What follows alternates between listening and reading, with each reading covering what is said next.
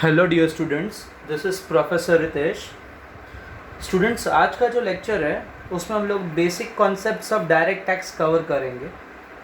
अभी उसके लिए सबसे पहले हम लोग के लिए समझना ज़रूरी है कि हम लोग टैक्स क्यों पे करते हैं। टैक्स मीन्स क्या होता है, टैक्स क्यों गवर्नमेंट को हम लोग पे करते हैं।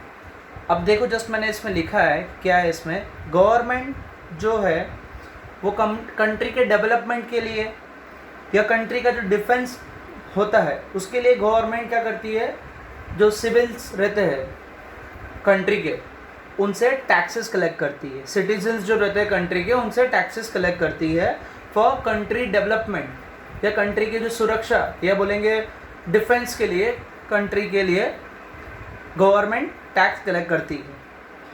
और जो टैक्स के लिए लॉ बनाया गया है वो है इनकम टैक्स एक्ट 1961। और ये जो इम्प्लीमेंट करता है गवर्नमेंट के कौन से बेसिस पे उसके रूल्स होने चाहिए, वो इनकम टैक्स एक्ट रूल्स 1962 के हिसाब से बना है। और इसको एडमिनिस्टर संभालता कौन है, it is administered by central board of direct taxes, CBDT। तो कोई भी कंट्री गवर्नमेंट हो उनके लिए जो टैक्सेस रहता है उसके थ्रू वो लोग डेवलपमेंट करते हैं, अपना डिफेंस स्ट्रॉन्ग करते हैं। इसके लिए टैक्सेस भरना हर एक सिटीज़न के लिए कंपलसरी बनता है, रेगुलेटरी बनता है। ठीक है, अब हम लोग सबसे पहले मतलब समझते हैं कि डायरेक्ट टैक्स का मतलब क्या होता है। डायरेक्ट टैक्स वो होता है जो डायरेक्टली हम लोग गवर्नमेंट को पे करते हैं।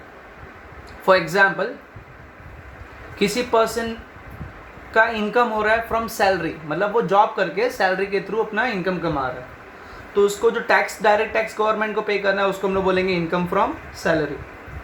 कोई पर्सन है अगर अपनी हाउस प्रॉपर्टी रेंट पे देके इनकम अर्न कर रहा है तो जो रेंट मिल रहा है उसको उस पर उसको जो टैक्स भरना पड़ेगा, that is income from house property.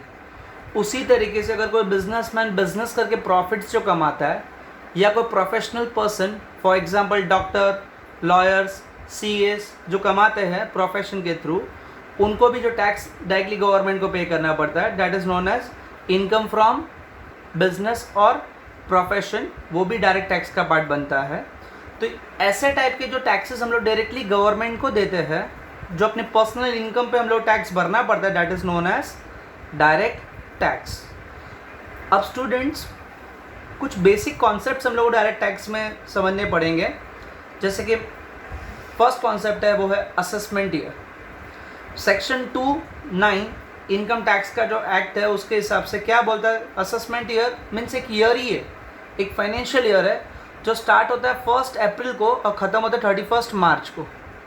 For example, अपना करंट असेसमेंट ईयर बोलेंगे तो हम लोग कब स्टार्ट हो रहा है, वो 1 अप्रैल 2020 को स्टार्ट हुआ है और ख़त्म होगा 31 मार्च 2021 को। अब स्टूडेंट्स, असेसमेंट ईयर वो ईयर होता है जिसमें इनकम का जो इनकम हमने कमाया लास्ट ईयर मतलब जो इनकम हमने कमा लिया, जो ईयर अभी रिसेंटली ख़त्म हुआ, वो है 1 अप्रैल 2019 को जो स्टार्ट हुआ था, उसका फाइनेंशियल ईयर एंड कब हो गया, 31 मार्च 2020। वो ईयर में जो हम लोगों ने कमाया इनकम, वो इनकम का कैलकुलेशन, असेसमेंट वो होगा ये करंट ईयर में जो अभी फाइनेंशियल ईयर स्टार्ट हुआ है 1 अप्रैल 2020 और एंड होगा 31 मार्च 2021। सो उसको बोलते हैं हम लोग असेसमेंट ईयर। उसी तरीके से प्रीवियस ईयर मैंने अभी डिस्कशन किया, उसमें बता दिया कि प्रीवियस ईयर क्या होता है, वो ईयर होता है जिसमें हम लोग इनकम कमाते हैं। इनकम तो हम लोग एवरी ईयर कमाते हैं, बट प्रीवियस ईयर वो ईयर होता है जो अभी जस्ट फाइनेंशियल ईयर ख़त्म हुआ है। फॉर एग्जाम्पल, अगर हम लोग कंसिडर करेंगे तो अभी का ही फाइनेंशियल ईयर जो ख़त्म हुआ है वो कौन सा है, 1 अप्रैल 2019 को जो फाइनेंशियल ईयर स्टार्ट हुआ वो 31 मार्च 2020 को वो दी एंड हो गया। तो उसमें जो हम लोग ने इनकम कमाया है उसको बोलते हैं हम लोग previous year, as per section 3 of income tax act. अब नेक्स्ट कॉन्सेप्ट जो स्टूडेंट्स है वो है असेसी। असेसी मीन्स पर्सन होता है। पर्सन मीन्स कोई भी बोलेंगे हम लोग, जैसे इंडिविजुअल है, हिंदू अनडिवाइडेड फैमिली है, कोई बिजनेस फर्म है, कोई कंपनी है, कोई NGO है, नॉन गवर्नमेंट ऑर्गेनाइजेशन है, ये अब इन गवर्नमेंट ऑर्गेनाइजेशन है, ये सब पर्सन्स में आते हैं। और जो पर्सन लायबल है टैक्स पे करने के लिए एज पर इनकम टैक्स, जो पर्सन लायबल है टैक्स पे करने के लिए, या इवन जो टैक्स पे करने के लिए लायबल नहीं भी है, उसने लॉस इनकर किया, फॉर एग्जांपल ले लेते हैं, समझ लो किसी बिजनेस में करंट ईयर में लॉस हुआ, देन टू उसको वो प्रूफ तो करना पड़ेगा कि उसने लॉस बेयर किया है। तो लॉस बेयर करने किया है तो उसको टैक्स तो भरने की बारी नहीं है, बट उसका टैक्स का कैलकुलेशन तो होगा ना स्टूडेंट।